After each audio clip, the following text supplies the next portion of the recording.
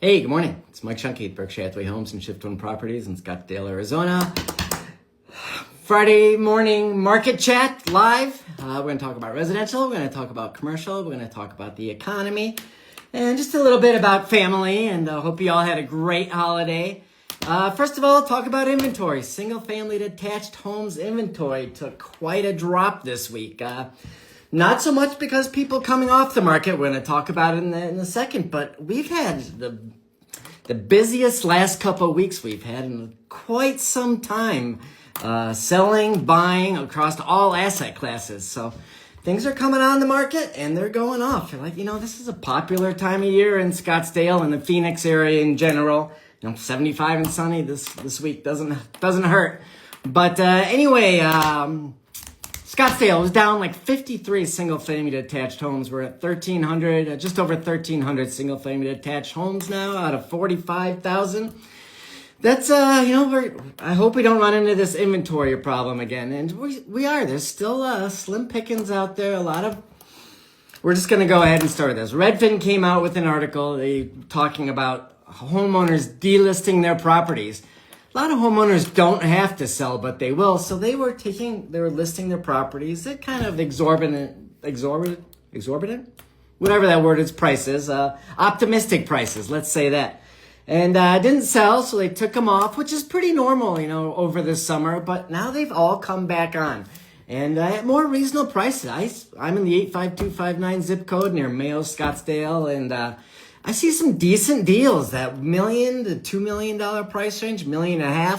There's some good properties out there right now if you're looking. And 85259's been getting popular. A lot of calls I get, everybody wants to be up by Troon, which is awesome as well. But 85259, I can be at Phoenix Airport in 20 minutes. So if I go the back way through the Beeline Highway.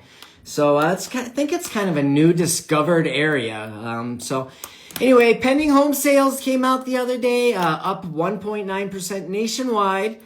So month over month. So we're seeing some transactions. And like I've said the past few weeks, people are just coming off the fence, understanding this is where we are. This is the market.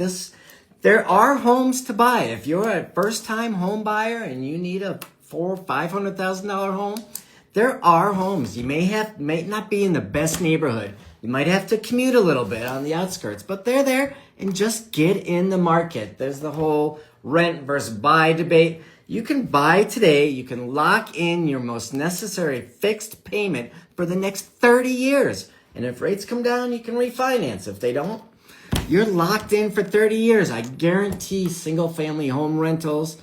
Actually, I can't guarantee. If rent is free in 30 years, we have bigger problems.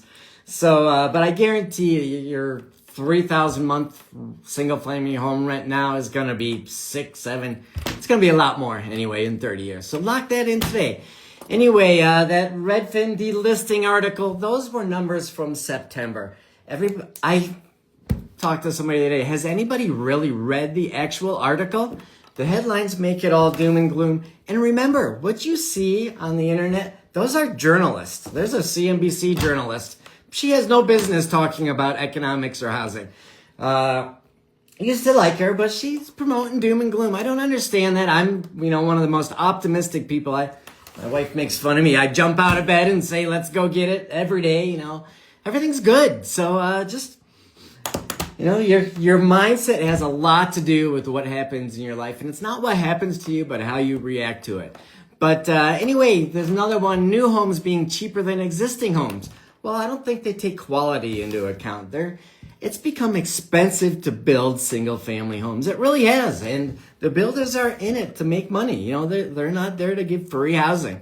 So, single-family attached existing homes, I think they're way better. They always say, don't buy a home that was built in 2007 and be very wary of buying a new home that's built now. There's a big quality difference. So, and everything's different. You can't make blanket statements. The condo market in Florida has nothing to do with the single-family detached home in the luxury market in Scottsdale. So you read the articles every week. That every neighborhood has its own little environment, its own market. Every asset class moves different. Office buildings in Benton, Arkansas, or Dayton, Ohio has nothing to do with small industrial in North Phoenix. So, things everything's pretty unique to you and your situation. So, anyway, yeah, we've been super busy, buying, selling. We've got a closing next week. We've got some offers we're working through. And, remember, the Arizona State, residential purchase contract, that's an as-is contract. You have 3 negotiation points. You negotiate when you get the property under contract on both sides, buy or sell. You negotiate after the inspection, which I'm not a big believer in inspection. I bought homes without an inspection, because I've built a couple homes by hand. Took 3 months off in the 90s and with some buddies, just hammered, electrical, basically did everything on the house in Long Island. So, it's... get the inspection. I encourage it, and it's in the Arizona contract. And then you have the appraisal, which we haven't had much issue with appraisals lately. I think they just do a desk appraisal. They sit at home. But just communicate, talk to them. And, the goal for residential is to get it to the closing table, whether you're on the buy side or the sell side. So, just whatever works for you. That's what we're here to help figure out and communicate. Anyway, commercial, Scottsdale, that accent, northeast corner of 101. It's becoming a busy area. There's a lot of bad information, and the comments you read are really from uneducated people. So read, if you're going to talk about something, know what you're talking about, read about it. And, people like to complain a lot. I don't understand that at all. Hospitals up there, they're moving forward. City of Phoenix, they purchased 158 acres up in Stetson. We're working on a deal now in Stetson Hills. Northwest corner 101, really pretty area, really pretty. City of Phoenix purchased 158 state land acres. They're going to make hiking trails, and I'd like to see that, some recreation area. So they're doing it right, where Scottsdale's kind of selling out to the commercial. I don't want to even go there because, but they're doing it right. They're buying and making it comfortable for people who live there. How's that say? So, the park in Scottsdale, it's $1 billion project on Scottsdale Road, just north of Kierland. They're going to do a live, work, play, and that whole strip's going to look a lot different soon. But, Scottsdale's really popular. It's really growing. There's a sports complex on I-17 and Sonoran Parkway Road that they just got their fine 6 years in the making. They did this application 6 years ago. So nothing in commercial happens overnight. And we're working now. We need a 5,000 to 10,000 square foot light industrial property for a car builder.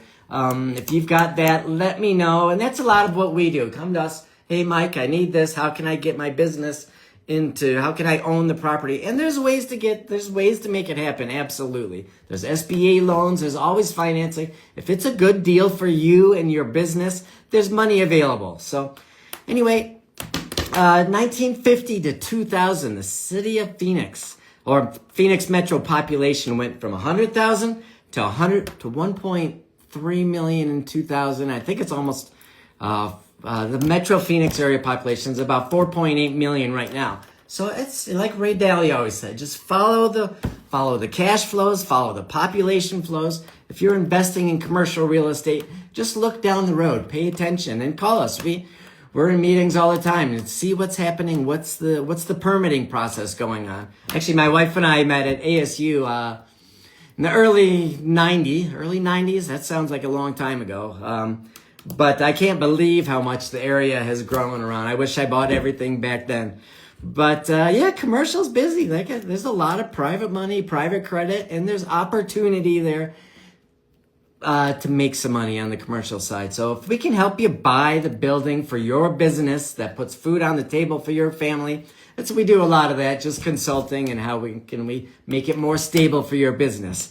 Economy, market's on a shortened holiday today. I think, actually CME Group, shut down. They had a data center cooling problem, I guess. And that goes back to knowing, don't rely on just technology. I keep a notebook. I write everything down.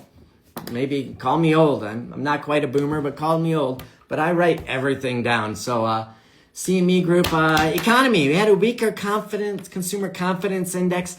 And people, now there's an 80% chance of the Fed funds rate cut at the meeting in December. Remember, Fed funds rate cut, I can't stress this enough, is an overnight lending rate between banks.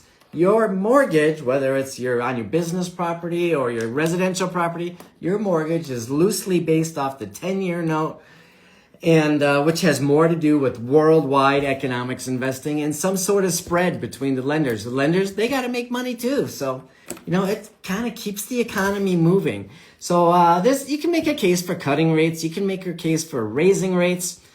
I personally think that they should just sit still. You've got to earn money. Remember, every asset has two sides of the coin. There's the investor side and there's the borrower side. So you've got to get on a 10-year note earning 4%. I think that's awesome. You've got to generate enough reward. It's risk versus reward in the economy. So Goldman Sachs, whatever you want to call it, came out with an article this morning about merger and acquisitions, the second half of 2025 here and going into 2026. People are finally realizing, okay, this is the economy. We can handle it. Let's move forward. Let's keep going. If you're sitting on the sidelines, sitting on your hands, you're losing out here. And you never know what tomorrow brings. So, you cannot time the markets. Tomorrow's never promised. You just got to keep moving forward. Actually, I was listening to a podcast. Some of you might know David Pingree and Andy Bell from Nitro Circus, where they made a good analogy. It's like on a bicycle. If you stop and you're sitting still on a bicycle, you're going to fall over. But you got to keep those wheels moving. Got to keep the momentum. That's what keeps you going. In life, too, you just got to keep moving forward. And that brings me to the importance of ownership. These past few days, we've got a house full still. I think we're heading out for a hike in a bit. I love it. Our girls are in their mid to upper 20s and girl dad. Love it. And just the importance of stability and owning your house, owning your property. It's, I don't know where I was going with that, but buy the property that you live in. It's just a sense of home and stability. There's that thing, like I said, renting versus owning. There's nothing like having a house full of kids. My mom always I used to give my mom a hard time. Why do you want us to always be home for the holidays? Now I understand. It's family to me. That's number one. That's why we get out of bed every morning. And remember, I don't sell anything. I'm here to help you provide stability, whether it's residential, commercial, land, anything to do with real estate. That's what I'm here for. I'm here to help. Pick up the phone, have a quick conversation, and that's it. Anyway, have a great day. We're here to educate, facilitate, and advise. So have a great day. Be smart, be safe. We've got some work to do, but like I said, we've got a big household. Family's number one to me. Give me a call. My phone's always in my hand, and I try to answer it if I can. So give me a shout, 203-733-5877. Be smart, be safe. Thanks for watching. Have a great weekend, and we'll talk to you soon. Bye.